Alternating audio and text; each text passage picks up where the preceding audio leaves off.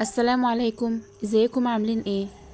هوريكم النهاردة طريقتي في غسيل اللحاف او البطاطين ايا كان احنا بنستغطى بايه. طبعا لو عندك بانيو هيكون جميل جدا، لو مش عندك اي طشت ألمونيوم او بلاستيك، اي حاجة كبيرة عندك تحطي فيها اللحاف يكون مغمور فيه هتبقى كويسة جدا. انا هنا مليت البانيو بتاعي ميه وبدات ان انا احط فيه برسيل جل. ده بيتباع سايب كده، بجيبه من المصنع جنبنا.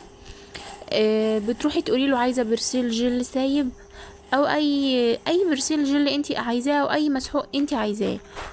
وجبت برضو كيس اوكسي من ابو 5 جنيه، فضيته، وكلوروكس الوان او كلور. وطبعا ما تكتريش من الكلور علشان بيخلي الالوان باهته شويه. طبعا حطيت كل الحاجات ديت في الميه، وبعدين حطيت اللحاف وبدات ان انا افركه بالمقشه. دي مقشه اللي هي الخشنه بتاعه السجاد، انا مخصصاها لغسيل اللحاف او البطاطين. بدات طبعا ان انا امرشه بالمقشه كويس جدا جدا.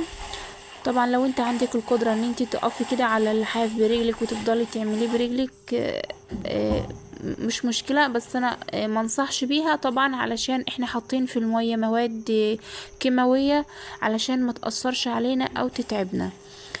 فأصح حاجة ان احنا نعمل بالمقشة او اي حاجة جامدة عندنا، نضغط بيها كده ونمرش بيها اللحاف كويس.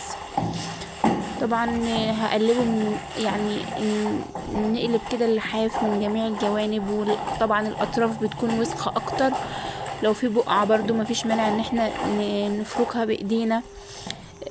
كل الحاجات دي طبعا ما ننساهاش وكده يعني.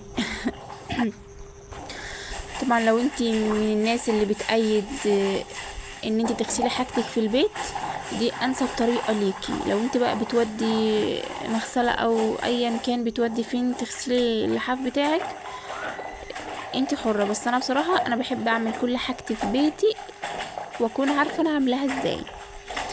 طبعا اللحاف هبيته ليلة باكملها في قلب البانيو. في الراحة والجاية بقى وانت معدية على الحمام او دخلتي الحمام تعملي اي حاجة، طبعا ما تنسيش تمرشي اللحاف كويس. ما تنسوش في الليلة اللي انت هتبيتيه فيها ديت في الراحة والجاية كده تمرشيه. انا بيته ليلة باكملها في قلب المية. بعد كده صحيت الصبح، مرشته شوية بالمقشة علشان لو في رواسب من المية، طبعا المية وسخة، مرشته شوية صغيرين بس. وبدأت بقى ان انا اصفيه في المرحلة ديت. هبدأ ان انا اصفيه من المية اللي شايفين طبعا المية لونها عامل ازاي. انا هنا صفيته و واحطه كده على حرف البانيو بحيث ان هو يتصفى كويس جدا من المية الوسخة اللي كانت فيه. انا هنا حطيته على حرف البانيو، طبعا شايفين المية بتتصفى ازاي. بعد بقى ما يتصفى خالص هبدأ بقى ان انا املي البانيو مية بقى نضيفة خالص، وهبدأ ان انا احط تاني من الحاجات اللي انا حطيتها اللي هي برسيل جل وشوية مسحوق، مش هحط كلور. ده بقى الحاجة اللي هتخلي اللحاف بتاعي مزهزه وجميل. الزهرة ديت بتتباع عند العطار، الشوية دول ب5 جنيه. احط هنا كبشتين بين صوابعي في قلب المية وهدوبها كويس جدا بقى بالمقشة تاني. طبعا لازم تدوبيها علشان تدوب في قلب المية. وهبدأ بقى ان انا احط اللحاف وهمرشه مرشة بسيطة جدا جدا، وبعد كده اصفيه.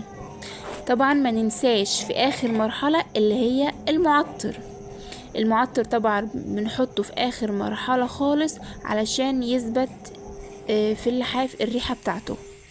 هنا بقى بوريكم الزهرة مزهزهة اللون ومخليه جميل ازاي. انا هنا مرشته مرشة بسيطة خالص جدا بمية الزهرة، وبعد كده هصفيه وخلاص كده اللحاف بتاعي اتغسل وبقى فلة. طبعا في ناس بتقول احنا مش بنأيد ان احنا نغسل اللحاف مع بداية الصيف. طبعا انا ما بأيدش الفكرة دي ابدا، لان اللحاف بيكون فيه بقع. انا هسيب البقع دي بالاربع شهور، ممكن ان هي تثبت في اللحاف وتبقى صعبة ان انا اطلعها. انما لما نغسله في بداية الصيف طبعا بيبقى سهل ان اي بقعة تروح منه.